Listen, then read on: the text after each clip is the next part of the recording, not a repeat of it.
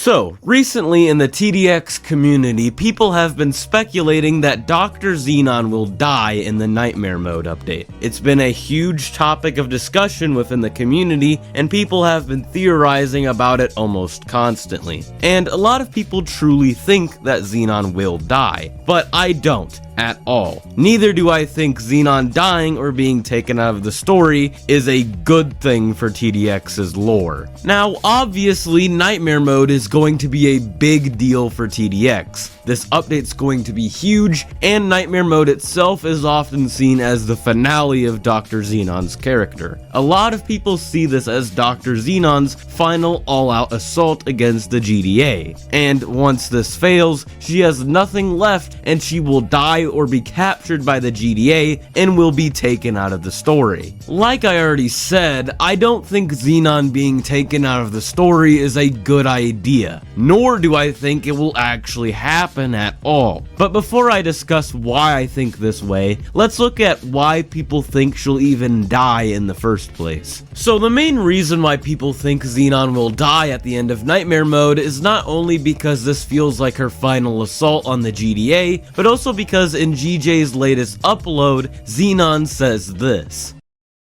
Fine, I'll do it myself. Due to this one line said by Xenon, people are theorizing that she will be inside of the Emperor Eradicator directly controlling it. There's also this picture in the same exact video that is also making people think this way. But I have a few reasons for why I don't think this is the case. First of all, the phrase, "Fine, I'll do it myself," is probably a reference to tower battles. In tower battles on the final wave, Void, the narrator, says, "Fine, I'll kill you myself." Now, obviously the wording here is slightly different, but it's pretty obvious to me at least that this is a reference to that line of tower battles dialogue. Second of all, this image where Xenon's face is the other half of the Emperor Eradicator's face does not necessarily mean that Xenon will be inside of the Emperor Eradicator controlling it. Now, there's a lot of things that this image can symbolize, or there's a possibility it was just done because it looks cool, and to be honest, that's probably why they did it. But if this actually does symbolize anything, it probably just means Xenon has a deep connection with this Eradicator. After all, it will be her strongest Eradicator of all. It doesn't necessarily symbolize that she will be inside of the Eradicator. Anyways, now that I've debunked certain reasons why people think Xenon will die because she's quote-unquote inside of the Emperor Eradicator, I want to talk about why Xenon dying or just being removed from the story in general is a bad idea. Whether or not Xenon actually dies or is just captured by the GDA, the effect of her permanently leaving the story will be the same. And overall, I feel like it will be a negative one. I have several reasons for why I think Xenon dying would be bad for the story of TDX. First of all, Xenon is the main antagonist of the entire game. She is incredibly iconic, and she's basically the most prominent figure within this entire game. Her character design is literally a reference to the title of the game itself, and overall she has been responsible for almost every encounter that the player has been involved in.